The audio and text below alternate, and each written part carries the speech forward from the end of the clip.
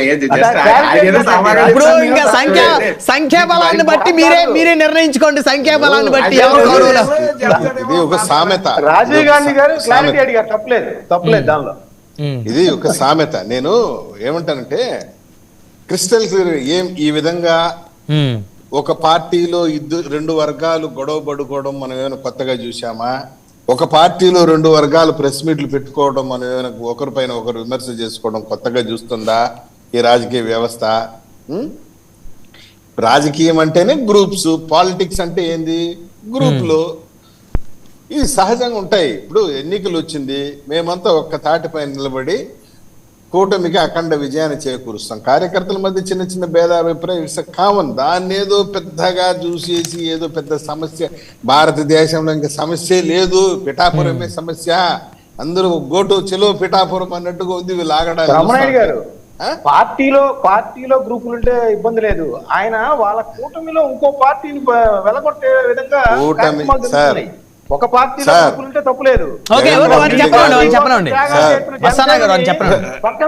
ఇప్పుడు జగన్మోహన్ రెడ్డి గారు ఓడిపోయినటువంటి మరుసటి నెల ఏం పెట్టాడు ప్రెస్ మీట్?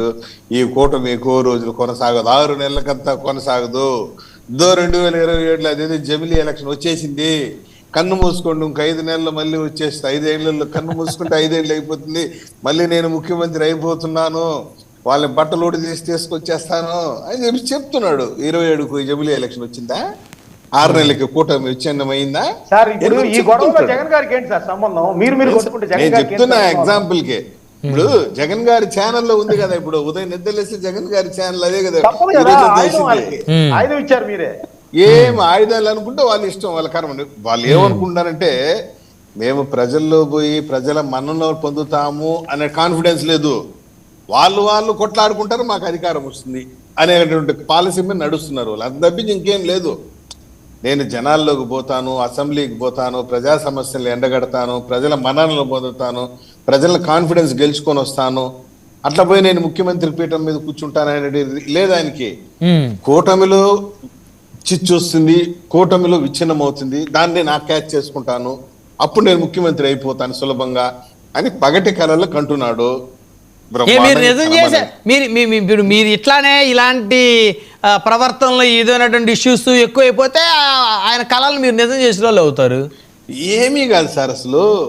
నేను అసలు పాయింట్ మీరు క్యాచ్ చేయటం లేదు. ఇటువంటి చిన్న చిన్న విమర్శలు, ప్రతి విమర్శలు కూటమిలో గాని ఒక పార్టీలో చిన్న చిన్న గొడవలు అనేది కామన్. అది అసలు సమస్యే కాదు. నేను సూటిగా అడుగుతున్నాను సార్. నేను ఒక ఎగ్జాంపుల్, బెస్ట్ ఎగ్జాంపుల్ చెప్పాను. నేను నిన్నటికి నిన్న ఒక వైసీపీ నాయకుడిని ఇంకొక వైసీపీ నాయకుడు దారుణంగా చంపాడు. వాళ్ళు కోసుకుంటున్నారు అక్కడ కత్తులతో. మేమేదో సింపుల్ గా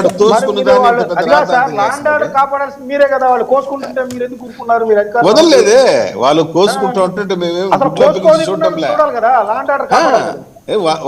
వాళ్ళు వదిలిపెట్టడం లేదు, తాట తీస్తున్నాం, మొత్తం ఎత్తుకొచ్చి అరెస్ట్ చేస్తున్నాం. వాళ్ళ డిప్యూటీ మేయర్ పరారీలో ఉన్నాడు. మాకున్న సమాచారం మేరకు డిప్యూటీ మేయర్ ఈ రోజు పోలీస్ కస్టడీలో ఉన్నట్టు తెలుస్తోంది. వదులుకోవటం నేనేం చెప్పంటే మీ పార్టీలోనే ఇట్లున్నాయి, ఇంకా రాజకీయాలు అన్న తర్వాత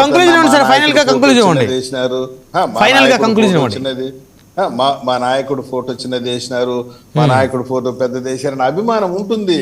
అది పెద్ద సమస్య కాదు. నేను ఫైనల్ గా ఏమంటానంటే పూర్తిగా ప్రభుత్వం పరిపాలన పైన ఉంది, మా కాన్సన్ట్రేషన్ పూర్తిగా అడ్మినిస్ట్రేషన్ పైన, ప్రజలకి సుపరిపాలన అందించాలనే దానిపైన ఉంది తప్పించి ఇవన్నీ చిన్న చిన్న ఇష్యూస్ ఇది పార్టీ లెవెల్లో, అధినేత లెవెల్లో షార్ట్అవుట్ చేస్తారు. ఒకవేళ కూటమి విచ్ఛిన్నం అయిపోతుంది, మేము గోటికాడ నక్కలాగా కాసుకొని ఉన్నాము అనేటువంటి భ్రమల్లో ఉంటే వాళ్ళ ఇష్టం, వాళ్ళ రాజ్యం, మేమేం చెప్పలేము వాళ్ళకి. అటువంటి ఆశయాలు ఉద్దేశాలు ఏదైనా ఉంటే